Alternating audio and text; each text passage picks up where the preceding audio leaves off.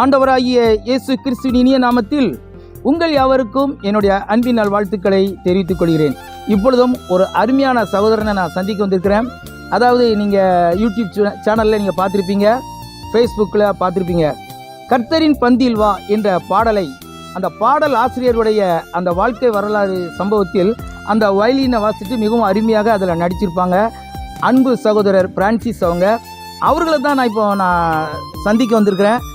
இப்பொழுது அவங்கக்கிட்ட சில அனுபவங்களை நம்ம பேச போகிறோம். நீங்களும் இன்ட்ரெஸ்டாக இருப்பீங்கன்னு நினைக்கிறேன். கேளுங்களேன்.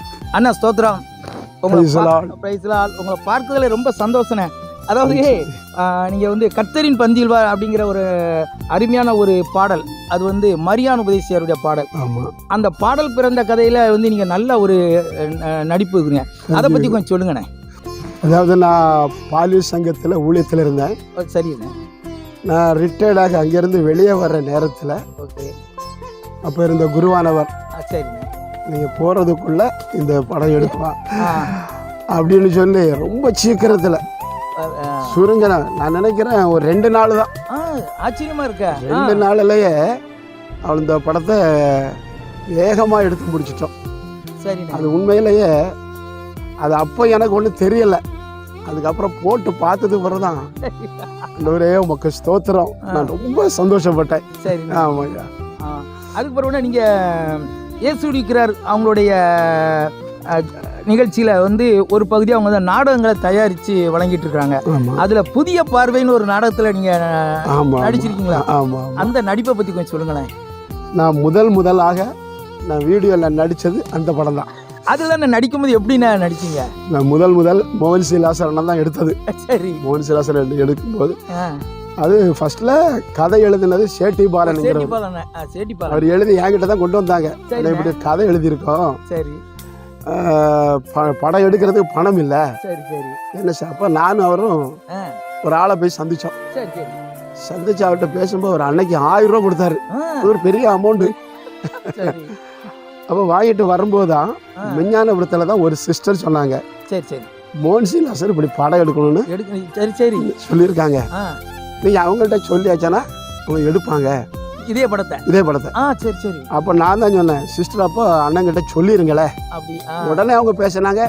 அடுத்த நாள் அண்ணன் உடனே விஞ்ஞானத்துக்கு வந்துட்டாங்க. வந்து எங்களை பார்த்து பேசி எவ்வளவு செலவானாலும் பரவாயில்ல எடுத்துருங்க.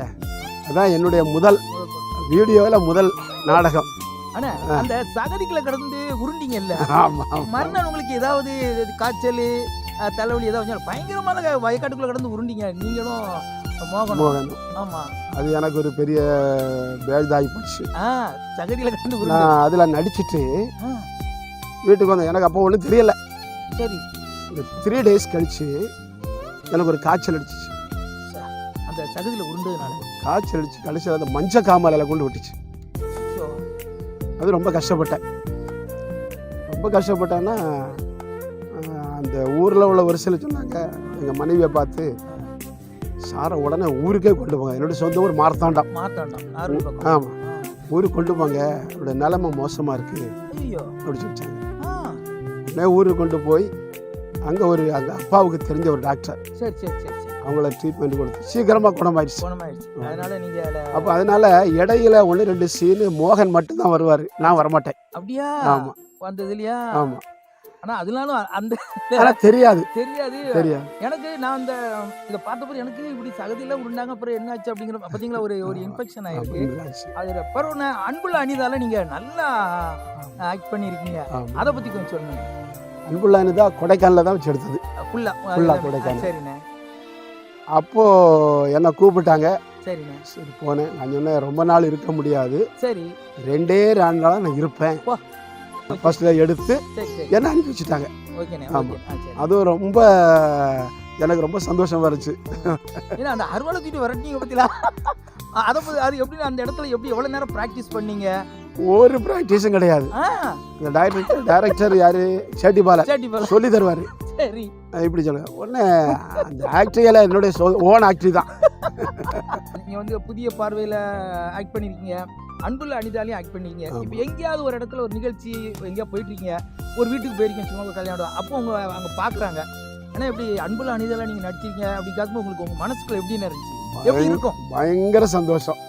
அப்படியா, நல்லா இருக்கா அப்படி கேட்பேன். நான் அன்புள்ள அனிதா மட்டும் இல்லை, ஒரு 20-25 ஷார்ட் ஃபிலிமில் நடிச்சிருக்கேன். ஆமாம், நிறைய நடிச்சிருக்கேன்.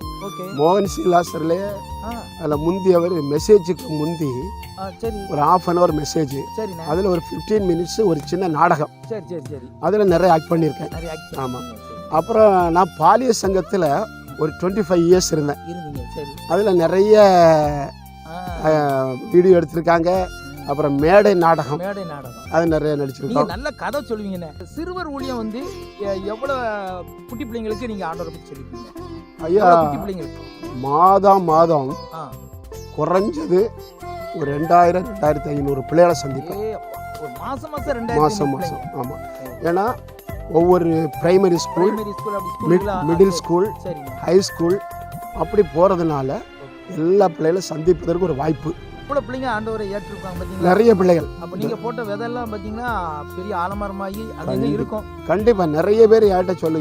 இப்போவும் பஸ்ஸில் போகும்போது திடீர்னு சொல்லுவாங்க, நீ பிரான்சிஸ் அண்ணன் தானே? ஆமாம், ரொம்ப சந்தோஷம். ரொம்ப அண்ணே, நீங்கள் அன்னைக்கு சொன்ன கதை இன்னைக்கு எனக்கு ஞாபகம் இருக்கு. எனக்கு அப்படியேம்மா என்ன கதை ஒன்று சொல்லு. அப்போ ஏதாவது ஒரு கதை சொல்லிடுவாங்க. கண்டிப்பாக சொல்லுவாங்க. ஆண்டவரே உமக்கு ஸ்தோத்திரம் அப்படி சொல்லி ரொம்ப சந்தோஷப்படுவேன். சரி ஆண்டவர், அப்படியே அநேக 2வது கேம்பில் மெசேஜ் கதை ஸ்டோரி சொல்லிட்டு அழைப்புகள் கொடுப்பேன், ப்ரேயர் பண்ணி வச்சு. அதில் நிறைய பிள்ளைகள் அழுது ஒப்பு கொடுத்துருக்காங்க. நிறைய சாட்சி அழுது ஒப்பு கொடுத்து. ஆமாம். இப்போ இருக்கிற இளைஞர்களுக்கு நீங்கள் என்ன சொல்லுறீங்க? இப்போ இருக்கிற இளைஞர்கள் நான் ரொம்ப வேதனைப்படுகிறேன். இப்போ உள்ள சூழ்நிலையை பார்த்துட்டு வாலிப பிள்ளைகள், வாலிப பையங்க தான் இன்னைக்கு நிறைய வித்தியாசமாக போயிட்டுருக்காங்க. உண்மை வேதம் சொல்லுகிறது, வாலிபர்கள் பலவானுடைய கையில் இருக்கிற அம்பு. இப்போ நான் யோசிப்பேன், ஐயோ பலவானுடைய கையில் ஒரு அம்பு மாதிரி இருக்க வேண்டிய வாலிபர்கள் அவங்கள பிசாசு பிடிச்சி வச்சிருக்கே, பிசாசுனுடைய கரத்தில் ஒரு அம்பா இருக்காங்களேன்னு சொல்லி நான் சொல்கிறேன்னா, இந்த பிள்ளைகள் வேதத்தை வாசிக்கணும். கண்டிப்பாக பைபிளை வாசிக்க அந்த வசனம் அவங்களோட பேசும். அதுவும் மத்தேயு 18ஆம் அதிகாரம் 10ஆம் வசனத்தில், இந்த சிறியவர்கள் ஒருவரையும் அற்பமா எண்ணாதபடி எச்சரிக்கையாயிருங்கள், அவர்களுக்கு உரிய தேவதூதர்கள் என் பிதாவின் சமூகத்தை தரிசிக்கிறார்கள், எப்பொழுதும் தரிசிக்கிறார்கள். இது யாரு? இயேசு சொல்றாரு. அப்போ பிதாவுடைய சமூகத்தை தரிசிக்கிறாங்க. யாரு சரிக்கிறது? தேவதூதர்கள். இந்த பிள்ளைகளுக்குரிய தேவதூதர்கள் தரிசிக்கிறாங்க. அதனால சிறுவர் ஊழியம் மிகவும் முக்கியம். சிறுவர் ஊழியம் கண்டிப்பா செய்யணும் அப்படின்னு சொல்லி கண்டிப்பா சின்ன பிள்ளைகளுக்கு சொல்லிக் கொடு. ஏன்னா சின்ன வயதில் சொல்லிக் கொடுக்கறதா அது பெரியாகும். அதனால தான் ஆண்டு சொன்னாரு, பெற்றோர்கிட்ட சொன்னார், பிள்ளையானவரை நடத்த வேண்டிய வழியில நடத்து, முதிர் வயது வந்தாலும் விடாதிருப்பான். ஆனால் நிறைய பெற்றோர்கள் இன்னைக்கு பிள்ளைகளுக்கு வசனம் சொல்றதில்லை, ஜோமன் சொல்றதில்லை, டிவியை பார்க்கறது, செல்லை வாங்கி கொடுத்து பிள்ளைகள் சின்ன வயசுலேயே செய்யலை. ஆனால் நீங்கள் வந்து இப்போ நிறைய பேர் வந்து பிரான்சிஸனை வந்து உங்களோட கொஞ்சம் என்னுடைய ஸ்டேஜில் இருக்கிற அவங்களுக்கு பிரான்சிஸன் என்னெல்லாம் பண்ணாங்கிறது எனக்கு தெரியும்.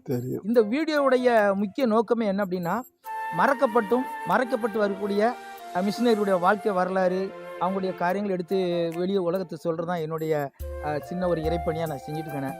ஆகையினால நீங்களும் அடுத்த தலைமுறையில் நீங்கள் யாருங்கிறத தெரியப்படுத்துங்கிறதுக்காக தான் இந்த ஒரு பெரிய முயற்சியில் நான் வந்தது. நீங்கள் நல்ல ஒத்துழைப்பு கொடுத்தீங்க. அதுக்கு நடுவுலையும் எனக்கு ஒரு நல்ல ஒரு நேரத்தை ஒதுக்கி என்னுடைய நேயர்களுக்காகவும் இந்த மற்ற குட்டி பிள்ளைங்களுக்கும் நல்ல புரோஜனமான ஒரு நல்ல மெசேஜை சொல்லியிருக்கீங்க. உங்களுடைய இறைப்பணி, உங்களுடைய எல்லா ஊழியங்களும் இன்னும் சிறப்பாக நடக்க வாழ்த்துக்கள் சொல்கிறேன். சரியா? ஆண்டவர் உங்களுக்கு நல்ல ஒரு சுகபலத்தை கொடுக்கணும். God bless you. கண்டிப்பாக.